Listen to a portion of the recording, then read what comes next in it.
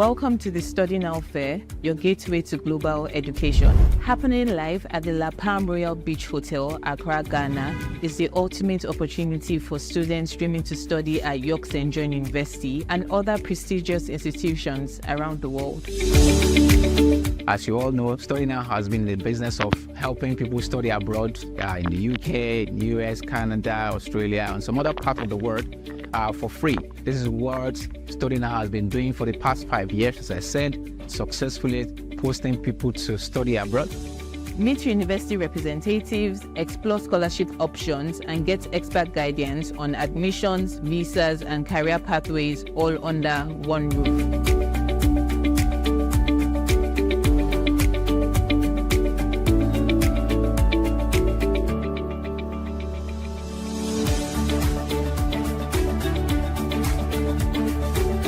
Today I was very surprised when I was mentioned the winner for the Study Now UK scholarship. I must say it's caught me off guard because I didn't expect it. I'm very glad for the opportunity given to me to further my education in the UK, and I'm very thankful to Study Now UK for giving me this opportunity. I believe it's going to go a long way around to help me a step further in my career and goals aspiration. I got the opportunity to ask all the questions that I have. Application for visa is actually easier than I expected. And also, I got the opportunity to get a view of the campus. It is so beautiful. And I'm also very excited for the scholarship opportunity I got from Study Now. I'm grateful for it because it has made my dream of studying abroad a reality. Thank you. Grab this opportunity today and don't miss out. Step into your future. Don't study later, study now.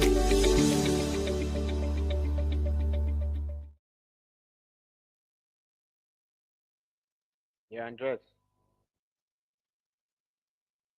Yeah, Chris, what's going on with your video?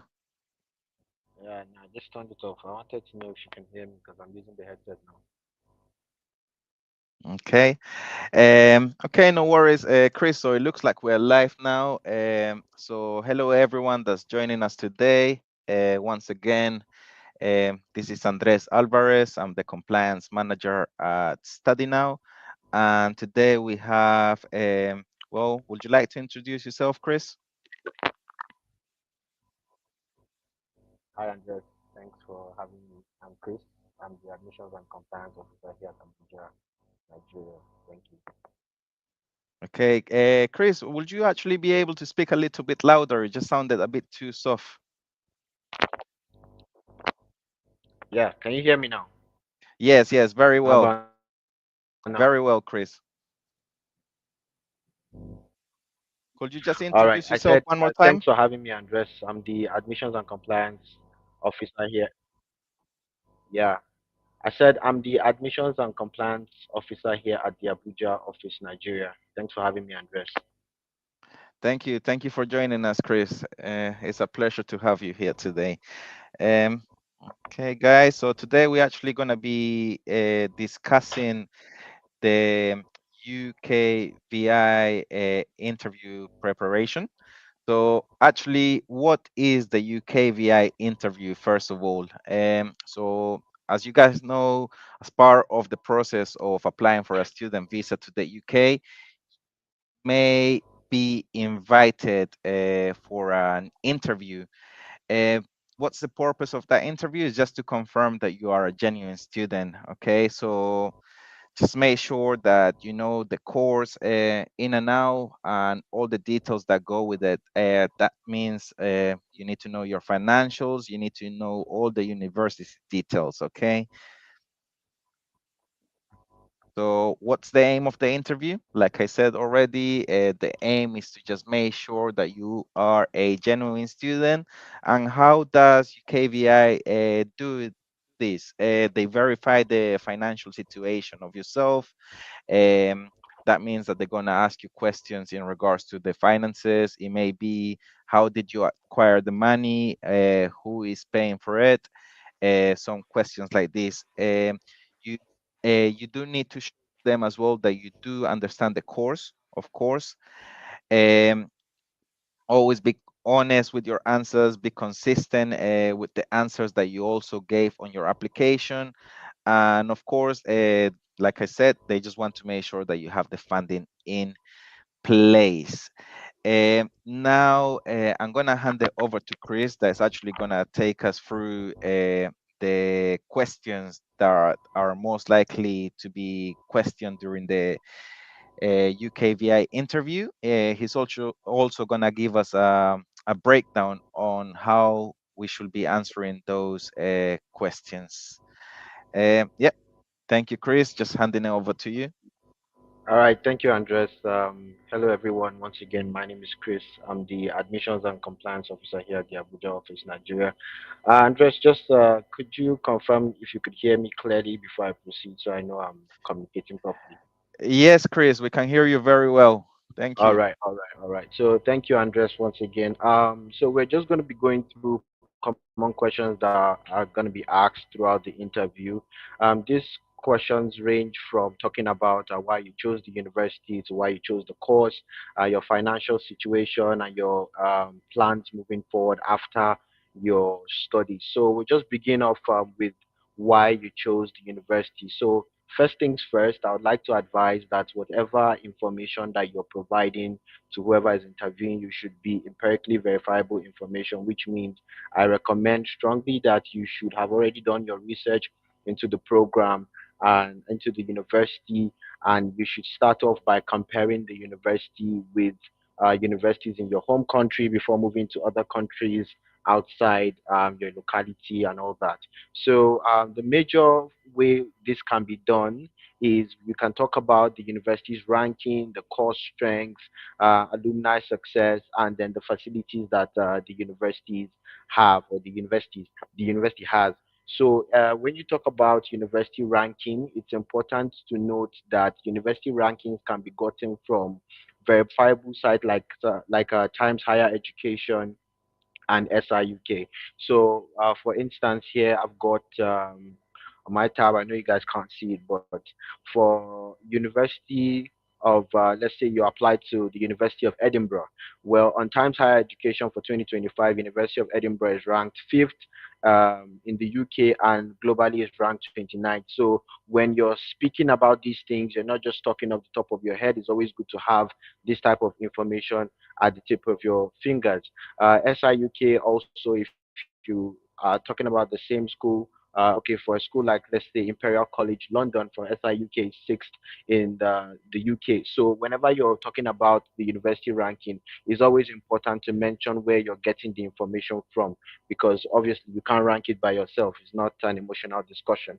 So when also discussing about the facilities that the university has, I think it's important to state the facilities that are very very important to your learning, like the e-library, the if they have a transport system or a shuttle in the school that connects buildings in case of the distance is too long to get from one lecture hall to the other. If they've got things that can make it easier for you to learn, um, if they also have ways to contact faculty members for extracurricular extra lessons or stuff like that, that's also good to mention. And then you're going to talk about the core strengths in with respect to other universities. Usually, this can also come in form of ranking. Say, some universities, uh, say maybe University of Manchester now, their business program ranks top in the UK. Say London School of Business, something like that.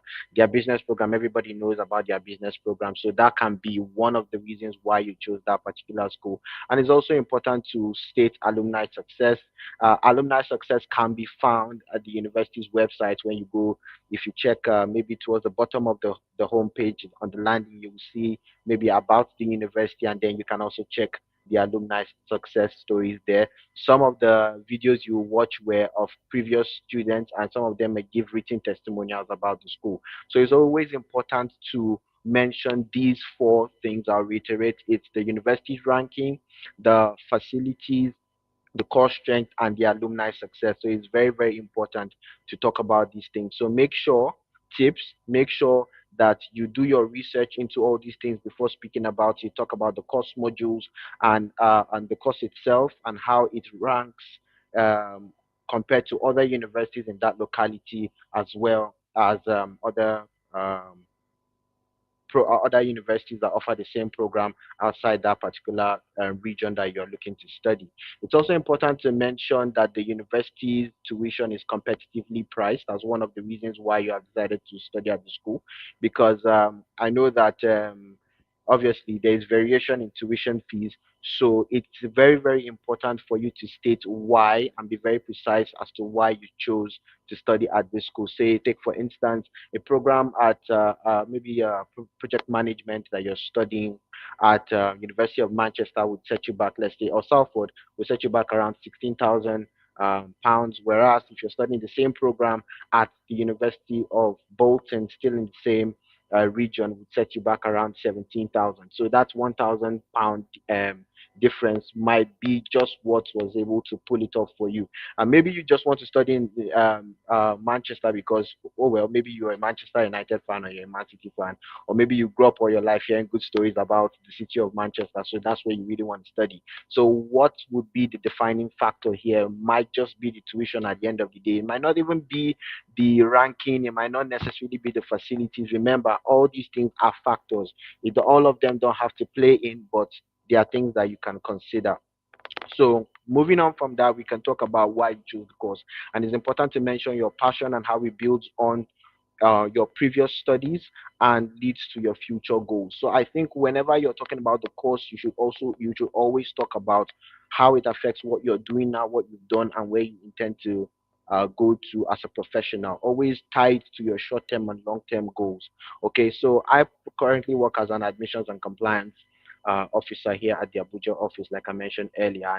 And who knows, maybe one day I'd like to own something like Study Now, or maybe I'd like to scale up, and I would like to go study abroad for a while. So what kind of program would I look to do? Maybe I want to do an MBA. Why would I want to do an MBA? Well, maybe because of programs like strategic business partnerships, something like that. Maybe because it allows me to an MBA will provide me with knowledge into things like business analytics, data analytics, supply chain management, human resource management, finance and accounting. These are things that higher up on the managerial scale, you would need these skills. So from where I am right now, if I'm supposed to scale up in my as a professional, it would be very, very important for me to be able to go study an MBA that would give me these particular skills that will add value to where I am now in terms of where I'm going to. So it's always good to make that correlation between where you are and where you hope to go to. So It's just natural, right, Chris? It's just natural. yeah, yeah, definitely, just natural. So make sure it aligns with your career goals. Make sure that the course content and structure is also good for you. So it's sometimes some programs are set up in a way where the assessment is heavy on the exam, whereas others are maybe the coursework carries about 80% of the marks and then the exam carries 20%. So if that's something that appeals to you, then maybe that particular university is good for you, and that can be one of the reasons why you chose it. So it may not be any of these reasons, but because of the way the program is set up, maybe you have classes only 3 times a week, and the classes are practical based, and then you have a lot of seminars, a lot of workshops, a lot of discussion forums, a lot of focus groups. That can be something that sells the program on for you. And then you also discuss it in relation to other schools that you have checked. Make sure that you're always making that comparison, and make sure that your comparison is research based. Okay, always draw it back to facts. Don't state feelings or facts. So these are certain reasons why you have chosen the course as well as the university.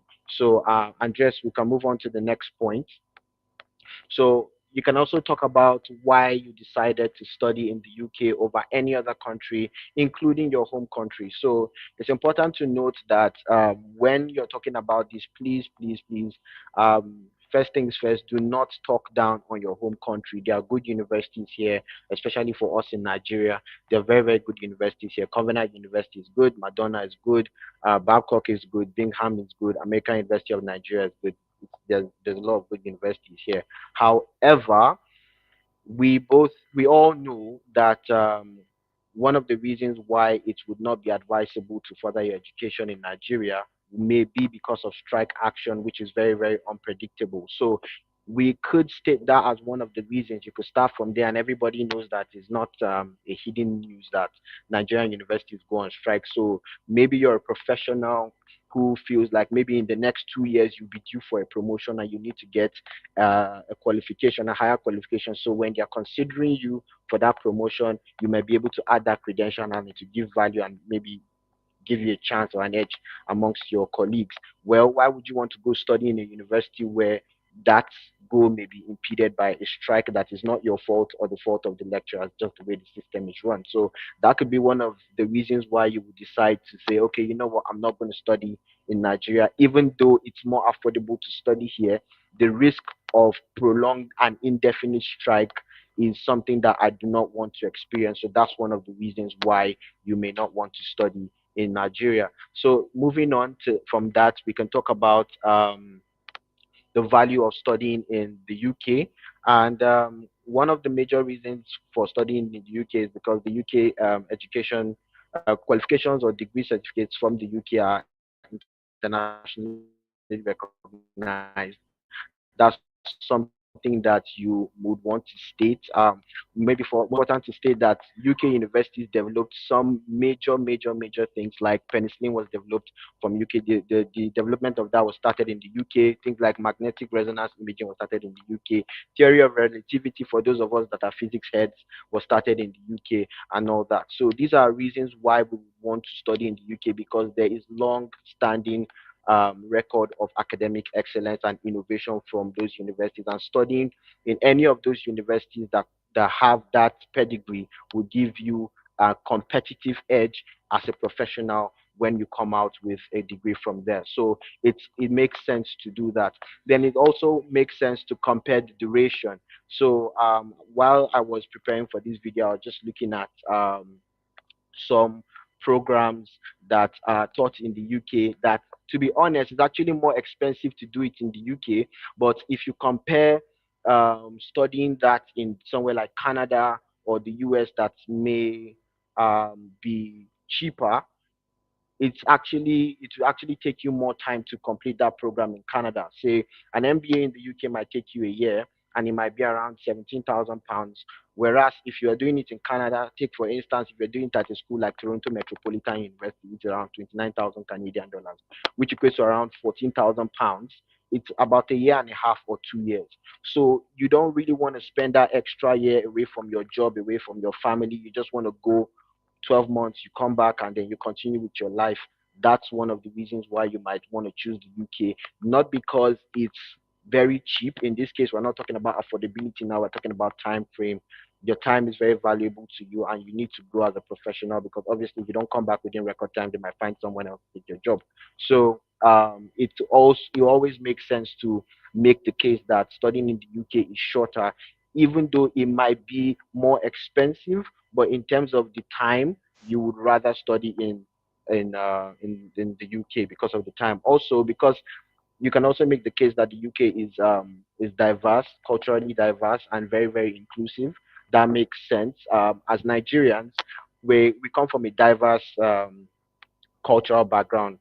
There's a lot of tribes here in Nigeria, so it would make sense for you to go to a place where you can also be in a multicultural environment, which is like a home away from home, so to speak. And also the language. The language is a good um, the language is also a good point to make because if you're talking about studying abroad, there are some countries that are just as good as the UK. However, they don't speak English. So you may need to learn the language and maybe you really don't have time for that or you're not really good at picking up any other language that isn't English language. So it would help for you to make the language point too. So just to summarize on this, well, it would be good for you to compare studying in the UK with studying in other countries, including your home country. You might want to make the case of the affordability in some cases, the time frame, depending on which program you're choosing, and also make sure that whatever thing you're saying is something that you have researched about. As you've noticed, if you've heard me talk, I've talked about universities, I've gone on their websites, I've checked the same program, what is the time frame. So whatever thing I'm saying is verifiable. You can go on the website and check. I'm not just talking off the top of my head. So that makes sense. And then also the opportunities that come with being in a multicultural environment and learning a multicultural environment that allows you to gain different perspectives from different people. You learn from Indians, from Americans, from British people still there, and other Africans. So you don't need to travel to those countries to learn how they think. You're already with them in the UK. So that's something of value as regards why you would like to study in the UK and not any other country. So Andres, we can move on to the next point. Thank you, Chris. Just before we move on, just to add to it, actually, um, about the globally recognized degree. Of course, you can practice anywhere that you want if it's globally recognized in Yeah. comparison to Nigeria, right? Yeah, that's true. That's true, Andres. Very true. Very Th- true. thank, thank you, Chris. Chris, and one more thing before we move on to the next slide. Also, I have heard before that the education system in Nigeria is more closely related to the UK than other countries. That may be a reason as well. You could confirm that for me? Yeah, that's true. We model our curriculum after the UK's education system. So it's similar to integrate and adapt. Like you have, for instance, now if you look at the precisely with the undergraduate education in the UK compared to something like Canada that I'm quite familiar with. So it's not the same. Where like if you have someone that just finished secondary school now moving into a Canadian higher institution, they might struggle because the curriculum and the grading system is not the same. Precisely the grading system. But with the UK, Nigeria uses the same grading system as the UK, so it's easy for you to just seamlessly integrate to because it's something you're already used to. So you wouldn't have to learn afresh, or maybe there might be changes here and there, but it's not a drastic change that you'll be maybe unfamiliar to, something like that. So that's another point as to why you would want to study in the UK from Nigeria. Makes sense. Thank you, Chris.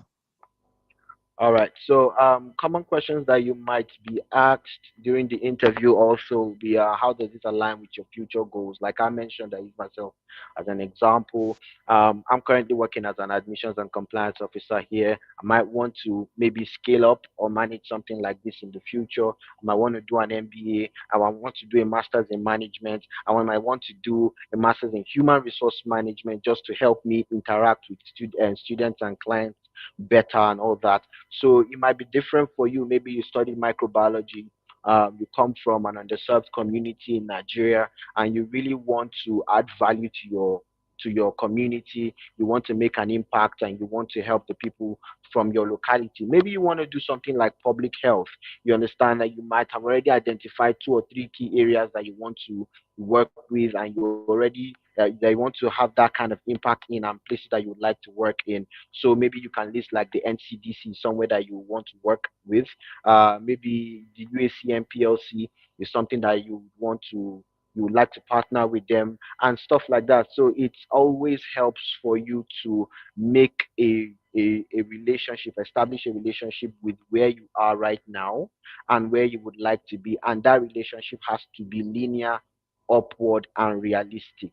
Okay, so it says here that you should clearly articulate how the course directly relates to your career aspirations. For instance, explain how the program provides essential knowledge and skills that are crucial to your future plans. Now, this is very, very essential. So, if you just allow me to give a brief example here, say we've got.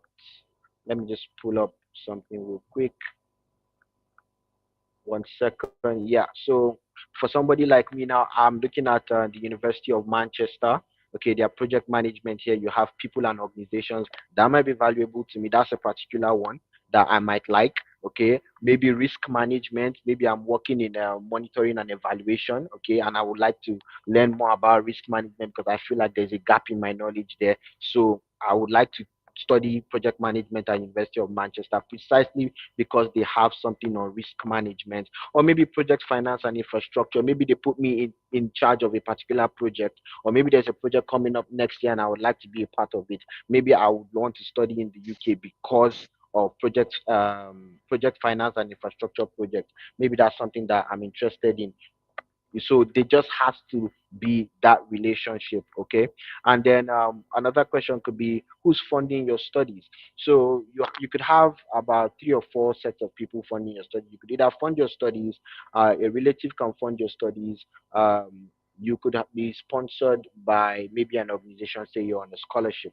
So if you're funding your studies, you need to establish the fact that okay, you're self-funded, or your parent is sponsoring you're under a scholarship. Now, if you're self-funded, obviously the money is going to be in your bank statement. You're going to explain how you came about the funds. You've worked as a professional for said amount of years, and you've been saving towards this goal because you've always had the intention of going to study abroad. Or if your parents or guardian are sponsoring you, and also just before I conclude the point of being self-funded, you also have to show proof that you've been working.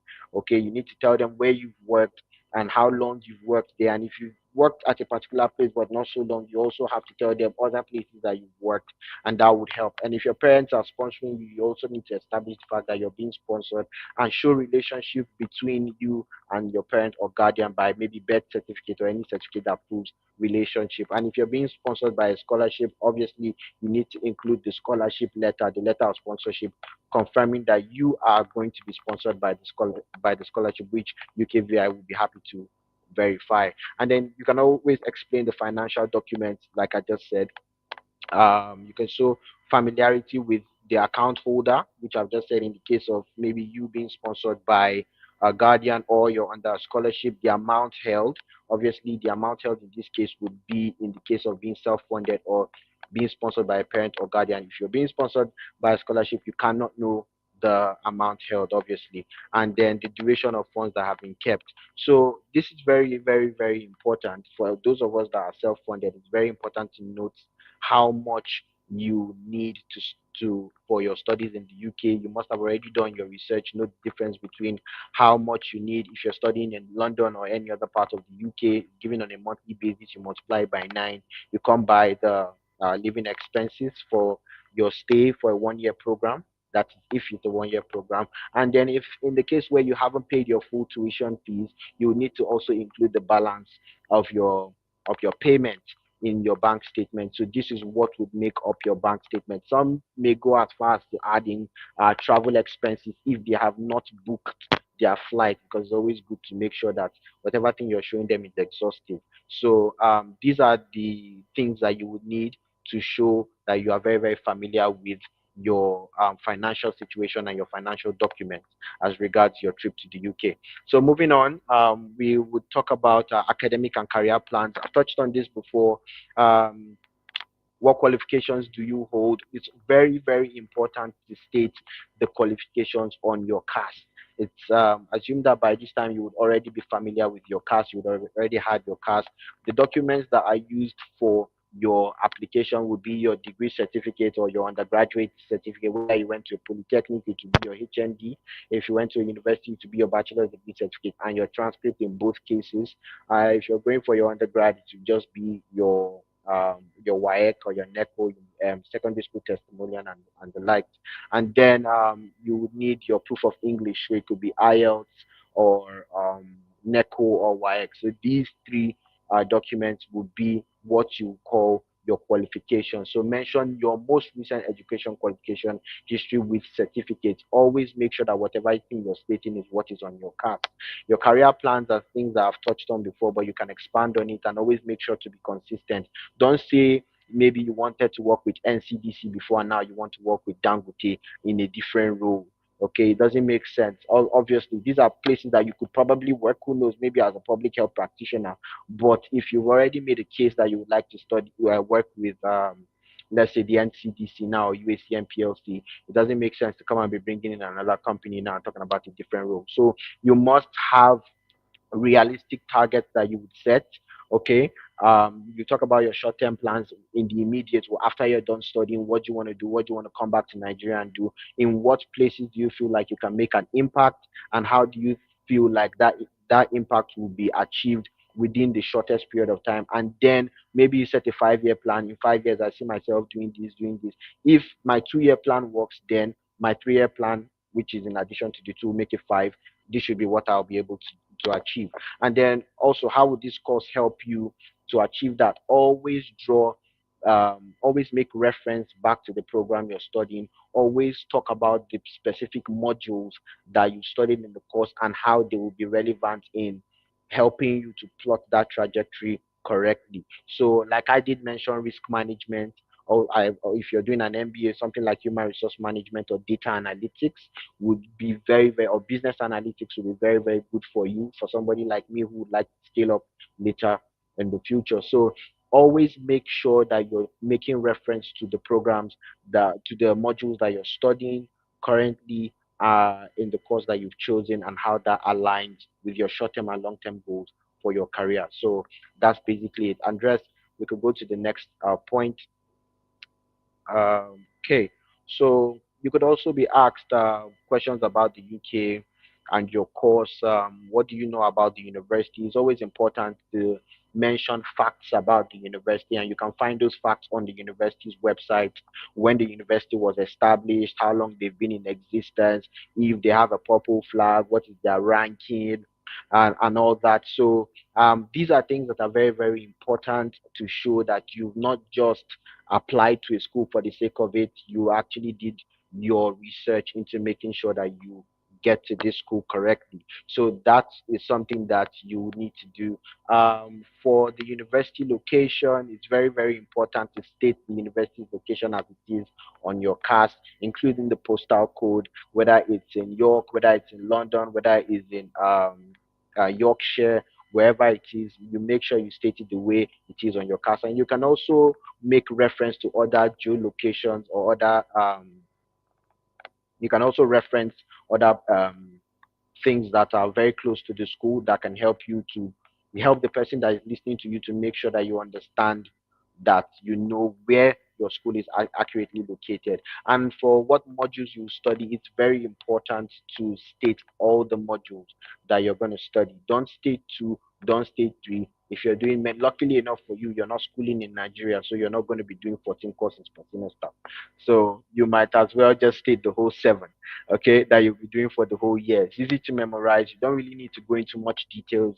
But if you're going to be paying £17,000, £11,000, you might as well know everything that you're going to learn about within your 1 year that's going to be there. And it's not much. Some universities, you might just be doing 8 courses, 7 courses, and maybe they might have seven. Out of those seven, four are compulsory, three are optional. You pick two, so that's a total of six. It's always good to know every program, that every course module that you're studying. And then also the duration, start and end date is also good to know when your course is starting. Don't If they ask you, okay, you're studying a master's program, what type of master's, that's not the time to start stuttering. You know what type of master's you're studying. If you're master of arts, you're studying, master of science, you're studying, master of engineering, you're studying, masters of research that you're studying. Okay, so it's always important to know what type of program you're doing, the duration. If it is 1 year, you say it's 1 year. If it is 18 months, say it's 18 months. If it's 2 years, say it's 2 years. If it comes with placement, also mention that it comes with placement. And the start date, always be precise. If it's, don't say September, say 22nd September 2025. It's always good to be precise. It means that you have acquainted yourself with your both your unconditional, conditional, and cast letters. So that makes sense to do. Okay, and you might also be asked, for those of you that will be interested in masters by research programs, why would you want to study a master's by research program? Why did you choose a master's by research program? Because the course option is available in a normal thought master. So why research? Well, it's very, very good to familiarize yourself, acquaint yourself in-depth knowledge with your research proposal. So you will be speaking about your research proposal. That's how to answer this type of question. Why did you choose a master's by research? You are to explain the relevance of your research to your progression as a professional. Okay, what value does your research hope to contribute to your locality? And you build on that, you talk about that, and then you can move on from there. So I think that would do it for knowledge on the UK and the course. Andres, do you have anything to chip in? And no, thank you, Chris. Actually, that's very useful information to know about the Masters of Research. It's a question that they keep on asking us. Why, why did I choose to do a Masters of Research and not a normal master? So thank you, Chris. All right, Andres. So let's move on to the next point. So we'll talk about financial evidence. We talked about this briefly, but right now we'll be talking about how would you pay your school fees and your living costs. Obviously, your school fees by this time you should have already made a deposit to the school because that would be the criteria for obtaining your CAS, which would allow you to progress to your visa. So at this point in time, you might as well state the full school fees and how much you've paid and through what platform you paid it, and what's left of the balance to be paid. How much do you need to pay on enrollment, and what's the payment plan of the school? So, take for instance, you've got a school like York St. John University. We have which has about 50% on enrollment. The total tuition fee for a master's program there is 11,800. Make sure you state that clearly, and you've paid say 3,000, but you are aware that upon enrollment you would need to pay the balance of 2,900, bringing it to 5,900 before you can resume your classes. And then also talk about the payment plan, how the payment is going to be made in three installments. You have one in December, one in um, February, and another in May. So it makes sense to state those things because it means that you're familiar with the payment plan. And it's also very, very important to state that you have the balance of this payment in your bank statement, and you intend to do that once you get to the UK and you enroll. So for those of us who have already completed our deposits and we are not owing anything, well, Bob's your uncle. It's easy. So you can just say paid 50%, and I'm going to pay the balance, and the balance is in my bank statement as well as my living expenses for the year. You can also explain the source of the funds, be transparent, whether it came from your savings or your salary or your business income. For those of us that are business people here, you would be needing to show evidence that you actually own a business. So you don't just say that, okay, fine, I have a business. You need to submit your CAC document, your CO1, your CO2, your CO2 and your CO7. You would also need your tax clearance to show that you're not owing the government and your business is not fraudulent. So that would show credence to the fact that you actually own a business.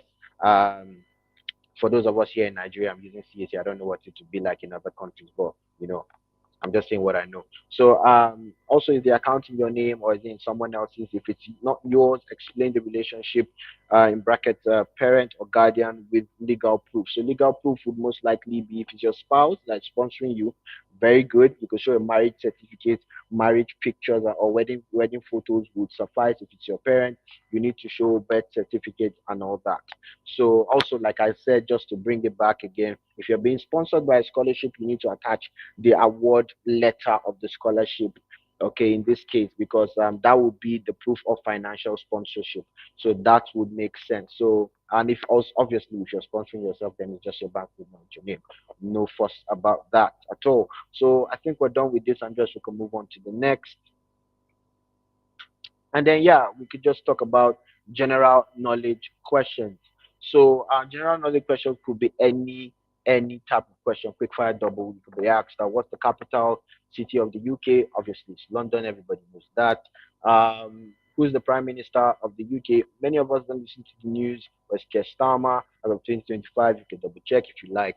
What's the currency in the UK? Please, it's not dollars. It's not shillings. It's actually pounds. Okay, Great British Pound. Okay, and they might even ask if the Queen is still alive. No, no, she's not alive. All right, so you could be asked how many countries are in the UK. Obviously, there's four. You could get the names of them if you like. Um, the UK is a cultural historic landmark. Big Ben, where is it located? Stonehenge, where is it located? You say all those things. What's the higher education system like in the UK? Usually 3 years for undergraduate and 1 year for masters. Usually, emphasis on usually. There are 2 year master's programs, a year and a half. Okay, there are 4 year bachelor's degrees, but standard is 3 years for undergrad, 1 year for masters. There are different variations, but this is the correct answer. And then UK student visa rules: 20 hours part-time work during the term and then full-time during the holidays. Please make sure that you emphasize that you do not intend to exceed what has been stipulated, okay? And your intention is not to go to the UK to go and work and feed your family back home in Nigeria to go study. So be very, very careful what you say here. Also, it's important to note that this list is not exhaustive. Okay, These aren't all the questions that you will be asked. They could ask you any type of question that they like. It's just important to be on your toes. These are the basic questions that they'll be asking you, and they are easy to fail, as common as they are. So it's very, very important that you're on your toes. You have them at your fingertips. So I think that would be all from me. Andres, what do you say to that? Yeah, no, thank you so much, Chris. It's been very informative. In regards to the general knowledge questions, like you said, just make sure you know as much as possible in regards to the UK. I will just advise the students, like you also mentioned, Chris, if you like football, then maybe you like Manchester United, Chelsea. If you guys are football fans, of course, you know that Manchester United Stadium is the famous Theatre of Dreams, and for Chelsea will be Stamford Bridge. So maybe those are places that you're looking forward to seeing within the UK. I don't know if you like Harry Potter. You know this is the home of Harry Potter as well. So just make it relevant to what you like. Pretty much, like Chris said, just make sure you know as much as possible in regards to the UK. Okay, and just before we finish off, or before we move on to the Q&A, they give you some tips for success. Always be honest. We'll check the facts. Like Chris mentioned before, if you do say anything, be ready that UKVI may ask you for it. If you do say that your money comes from selling some land, then maybe be ready to provide the deed of sale of that land to money. Um, Maybe that you decided to say that you were self-employed. Now they're asking you for tax return and reg- certificate for your company. So just be honest. Don't say things that are not true and you cannot back up. Stay calm. At the end of the day, it's not an interrogation. I believe of our students, anyways, are genuine students and are people that are really looking forward to studying. So they know the in and outs of the course. Actually, pre prepare everything about the course and the finances. And just remember, the same question can be asked in many different ways. So just be consistent with your answers. And then finally, you complete ABI interview. What happen is they're gonna send it reviewed. Once the interview is reviewed and verified, there's a few things that may happen. Option number one, the one that we all want, is for you to just get a successful decision letter email, or number two, you may be requested for further documents, as we said. What's the advice? Of course, stay responsive. Just make sure that you always check in your email for any communication from UKBI. Be honest, especially with us here at Study Now. The visa officers from Study Now, they're all here to help you, actually. So just be honest and just keep all documents ready, okay? I believe that's it, Chris. So before we move on to the Q&A, just once again, thanks to everyone, okay? Now, if you have any questions, just please drop them down on the comment section and we'll be answering all of them, please.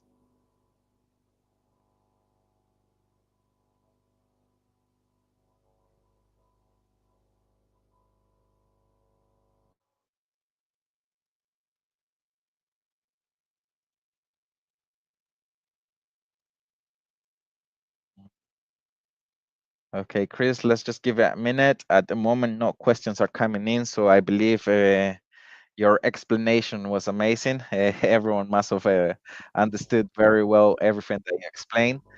Um, Yeah. if yeah, if no one asks anything, then I believe. Oh, we have a question here. Aha. Yep. Do you want to go ahead with that, Chris? No. So to answer your question, no, it's not mandatory for every applicant. It's only in some cases where some things are not clear about your application that you'll be invited for an interview. To be honest, an interview is not something to look forward to. Okay, if you get an invitation for an interview, it means you did something wrong with your application. But before they outrightly deny your visa application, they would like to hear from you. So they're giving you an opportunity to stand trial for your application. But don't think about it too deeply. It's actually an opportunity for you to excel and convince them that you are a genuine student personally. So think of it as a personal statement, but in person. For all those of you that have written personal statements, it's like you reciting your personal statement, you being asked about certain aspects of your application, and then you're responding to it in real time. But it's not for every applicant. Most visa applications go through without interviews, and that is actually the best way to have your visa application done. If you do not get an invitation for an interview, however, if you do, there may be something that is maybe not wrong particularly, but not just very clear. So they need to clarify that, and to do that, they would invite you for an interview, and that's an opportunity for you to excel. So that should answer your question. And Opeyemi Daniel, all right, thank you for your question, and that's the answer to your question. Yeah, thank you once again, Chris. Chris, I believe that's all the questions that we have in for today. Uh, Once again, thank you for all the information that you gave us today. And thanks to everyone that joined us today for this UKVI interview preparation questions. Okay. And Chris, do you want to do the honors? Man, no, I'll leave it to you. I'll leave it to you, man. Yeah, All right, guys. So don't forget, don't study later, study now. study now. All right, man. Cheers. Thank you, guys. Bye bye. Thank you. Bye bye.